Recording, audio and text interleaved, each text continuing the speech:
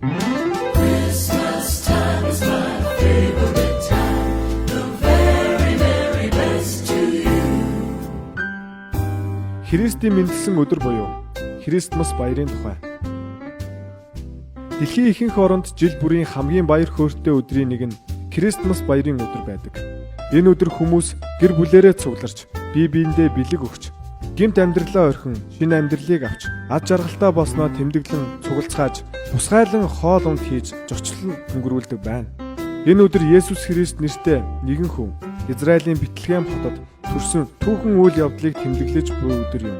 Бүх ухаанлыг 90 зууны хуваагдлыг манай эртний өмнөх гэдгийг англиар BC хэмээн тэмдэглэдэг нь Before Christ буюу Христээс өмнөх гэсэн утгатай.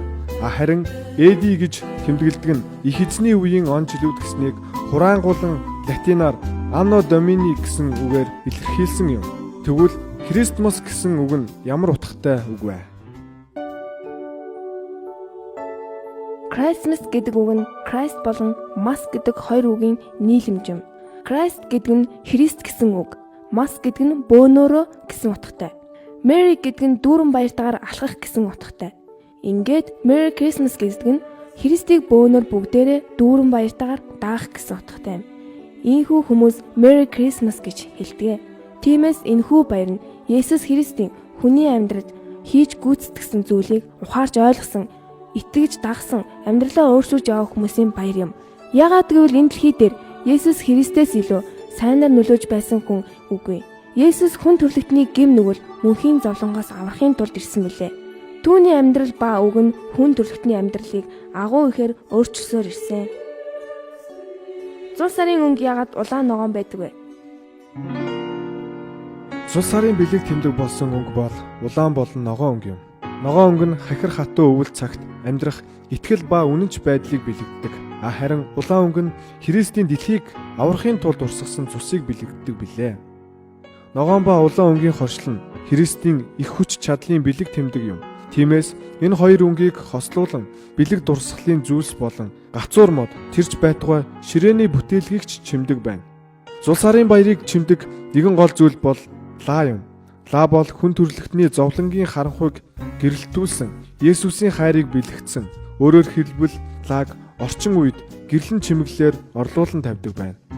Христмас баярын нэгэн гол зочин бол Санта Клаус байдаг. Санта Клаусыг анх Санта Клаус Николаус гэгч хүн үндэслэжээ.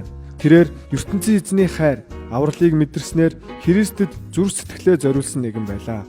Тэрээр хүүхдүүдэд болон ядуу хүмүүсийг нууцаар баярлуулж, тэдэнд тус болж, тэдэнд сайн үйлсийг хийж, тэгснээр Христийн хайрыг бусдад хуваалцдаг нэгэн байжээ. Христмас баярын өдөр яагаад гацуур модыг чимдэг вэ? Дундад зууны үед Германд амьдарч байсан Мартин Лютер хэмээх Христийн сургаалыг шинжлэгч анх гацуур модыг чимэглэжээ. Түүний амьдарч байсан тосх нь гацуур ойгоор хүрээлэгдсэн байжээ. Харанхуй болоход ой аимшигтай санагддаг тул шөнө орой хүмүүс явах дургүй байлаа. Харин нэгэн шөнө Мартин Лютер шинхэн орсон цас гацуурын мөчөр дээр сэвсэнгэ сарны гэрэл гайхалтайгаар гэлэлцэж байхыг олж харжээ. Урд нь тэрхүү гацуур модод хизээч тэгж харагдаж байсангүй.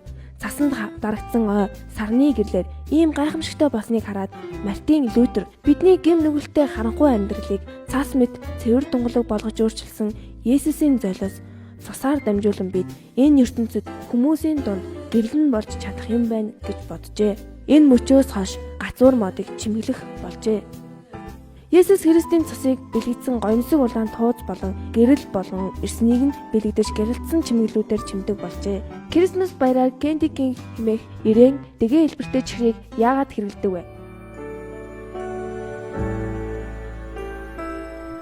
Candy King хэмээх энэхүү таягийн хэлбэртэй чихэр нь сайн хончны таягийг илэрхийлдэг бөгөөд Есүс өөрийнхөө тухай ярихдаа би бол сайн хончин хэмээн хэлсэн байдаг бөгөөд би төөрж орхигдсон хоньны төлөө явах адил төөрсөн гэмт хүмүүсийн төлөө ирсэн гэж хэлсэн байдаг.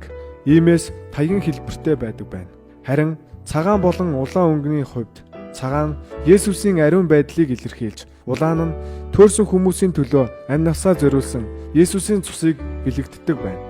Энэ чихэр маш гоё гаатай амттай байдаг. Энэ нь хааныг бэлэгддэг байна. Харин туузаар боодог учир нь хүн төрлөختний төлөө гэсэн Бурхны хайрыг харуулдаг байна.